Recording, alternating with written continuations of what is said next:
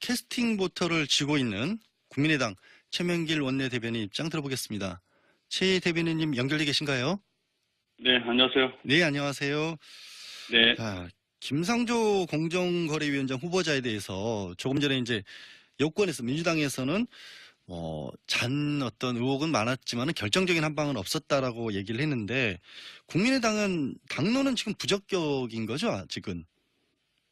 그렇습니다. 그 도덕적 측면에서 흠이 많고 예. 또 제기된 여러 의혹이 풀리지 않았다는 거니까요. 예. 또 공정거래위원회가 우리 사회의 대표적인 시장 감독 기구니까 예. 더 높은 수준의 도덕 기준을 충족해야 이른바 이제 국민 눈높이에 맞는다 그런 얘기입니다.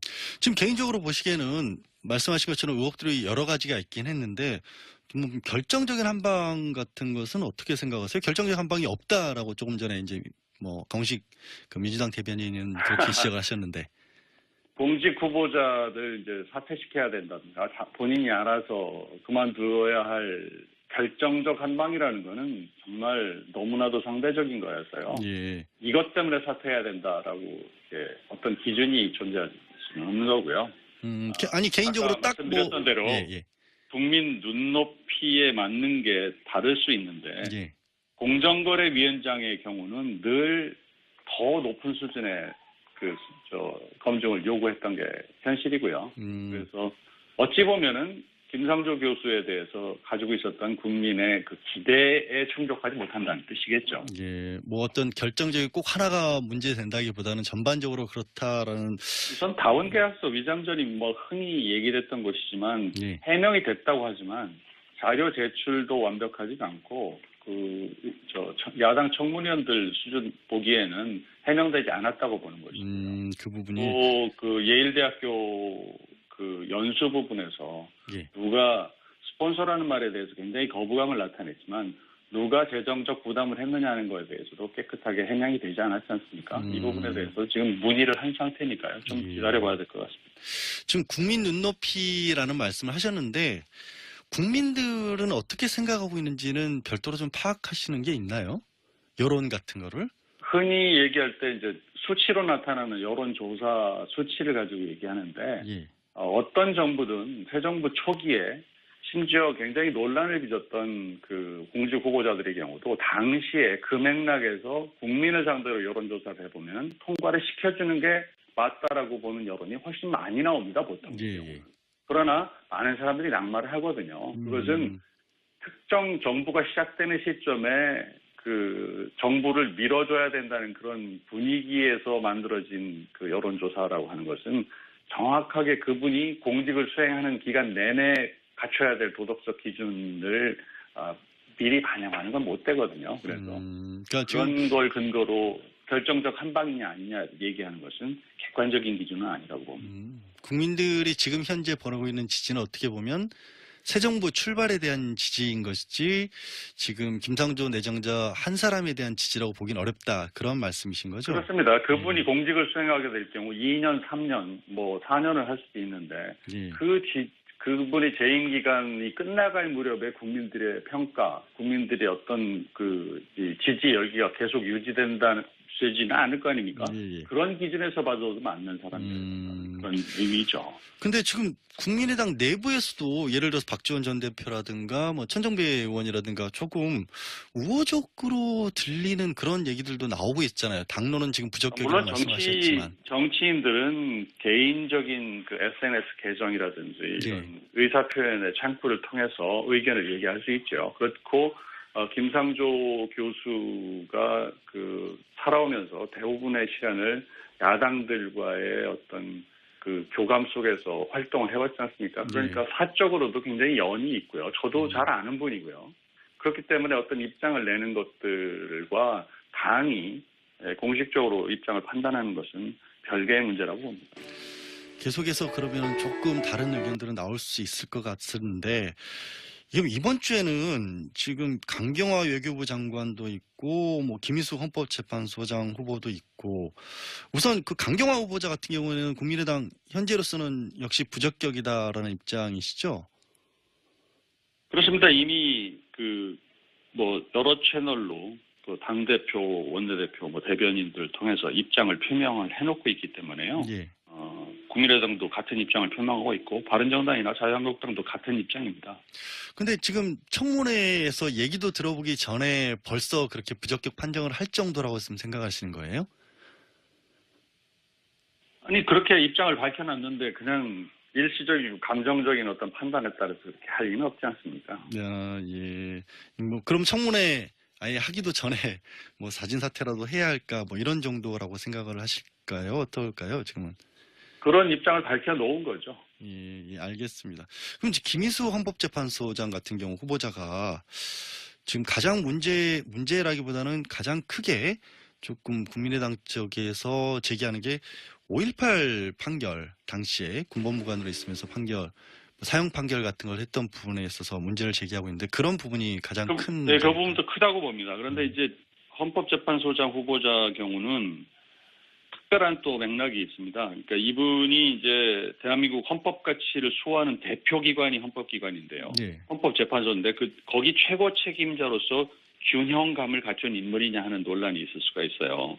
그 통진단 해산 반대 의견을 포함을 해서 소수 의견을 많이 낸 진보 인물이시잖아요. 그런데 이분이 재판관으로 활동하는 것은 전혀 문제될 게 없는데 과연 헌재 소장으로서 괜찮은 거냐 이런 걸 묻고 있는 거고요. 또 다른 문제는 말씀하신 대로 그분이 광주 민주화운동 당시에 31사단 군판사였는데 그때 이제 20대 군판사가 계엄 상황에서 내린 판결이라는 점이어서 좀 감안을 해야 된다고 얘기를 하지만 시민군을 태웠던 그 버스 운전사한테 사형 선고를 한 대목은요.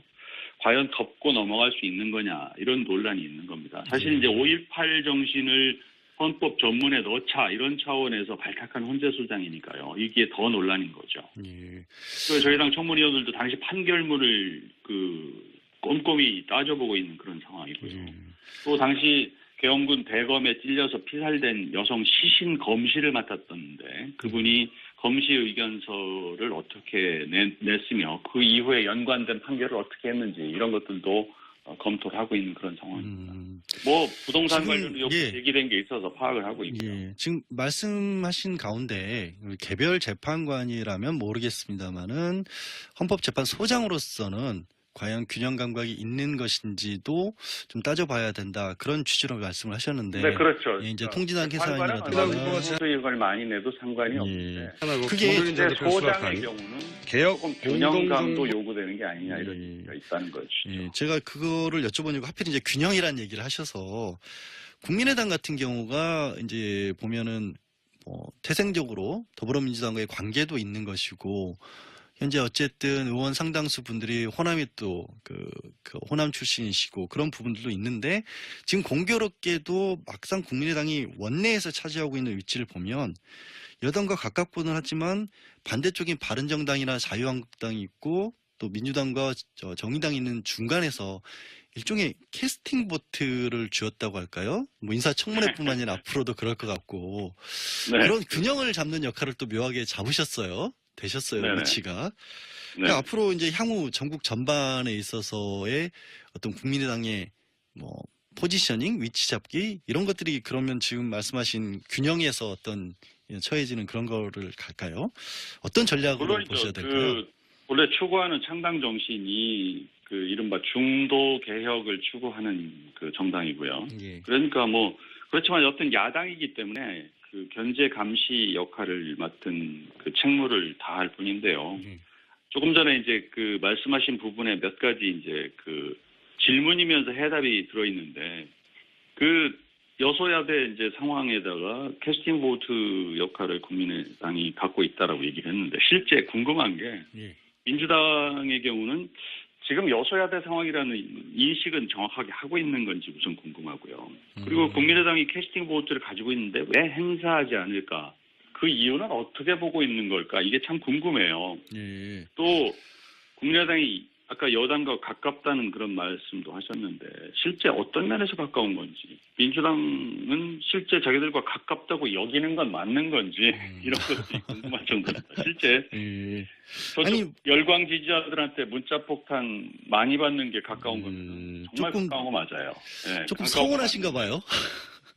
선한 게 아니라 정확하게 현실을 인식을 좀 해줬으면 좋겠다는 것입니다. 그러니까 제가 근데 그리고 지금 입장을 여쭤본 이유는 이제 많은 분들이 국민의당 내부에서도 어떻게 보면은 각각의 개별 의원들이 뭐 지역구나 이런 것에 따라서 이해관계도 좀 엇갈리기 때문에 그런 네. 부분들이 국민의당 전체의 당론을 밖으로 표시하는데 좀 다른 목소리로 나온 것도 아니냐. 그래서 뭐 아까 지금 그 김상조 내정자 같은 경우에도 당론은 부적격인데 일부 의견들은 뭐 개인적으로 찬성한다라는 그런 목소리들이 끊이지 않는 게 아닌가. 그런 어떤 지적을 좀 드린 거죠. 말씀을 드린 거죠. 그렇죠. 뭐 그런 부분이 없다고 할 수는 없습니다. 그러니까 이게 창당은 기본적으로 중도 개혁 노선을 그리고 중도 노선을 지향하고 창당을 했지만 총선의 결과로 나타난 것은 호남 쪽의 지지를 많이 받았고 또 호남 출신의 그 지역구 의원이 많은 건 사실이어서 혹시 그래서 호남을 기반으로 한 정당이 아니냐. 예. 그렇게 결과된 건 맞는데요. 그 창당의 정신이라든지 이후 추구한 가치가 어느 특정 지역에 기반을 했다고 볼 수는 없는 거기 때문에요. 그러니까 그리고 저 사사로운 연이 있어서 그런 부분에서 좀 이렇게 해줬으면 좋겠다는 개인 차원의 정치인들의 예. 의사 표현이 있다고 해서 그것이 당의 입장으로 이렇게 바로 투영된다 이렇게 볼 수는 없습니다. 결국 이제 당이 추구하는 바와 당의 현실적인 문제의 괴리 내지는 거리를 어떻게 극복할 것이냐의 문제가 남은 것 같아요. 괴리랄까지는 없지만 예. 늘 그런 그 부분의 조화를 요구하는 그런 알겠습니다. 문제들은 남아 있죠 정당에는. 중간에 문자 폭탄이라고 하셨어요. 근데 저는 네네. 개인적으로 이제 아까 뭐 문자 민심이라고 표현을 저는 하고 있습니다만은 이게 네. 그 국민의 어쨌든 대표기관인 국회의원들에게 민의를 국민들이 전달하는데 이게 폭탄이냐. 과연 이런 어떤 지적들도 좀 말씀도 많으시거든요. 그 폭탄은 정말 받아본 분들은 느낄 텐데요. 정말 정신적으로 정말 피폐하게 만드는 내용입니다. 읽지 않으려고 해도 읽다가 보면은 정말 분노하지 않을 수 없게 되고요. 심지어 몇십 년 동안 동지로 지내왔던 안희정 충남지사가 정말 질리게 한다는 말을 했잖아요. 네. 수십 년 동지한테도 그런 말 들을 정도로 하는 분들이니까요. 적이라고 생각하는 사람들한테는 어떻게 행동할지 짐작이 가지 않습니까? 그걸 민의라고 표현을 한다면요. 또 어떤 사람은 문자 행동이라고도 얘기를 하던데 그렇게 사랑스러운 문자 행동으로 이해하고 민의의 표현이다 이렇게 환영해 주시는 분들한테 그분들한테 하는 게 맞는 겁니다. 또 예. 그게 그렇게 대변인, 민의의 표현이라고 주장하는 분이나 그런 예. 정치 죄송합니다. 시간이 없어서 좀 야당 지지자들한테 예. 소개를 해주고 싶을 정도. 예, 말씀 여기까지 듣겠습니다. 죄송합니다. 네, 네. 예.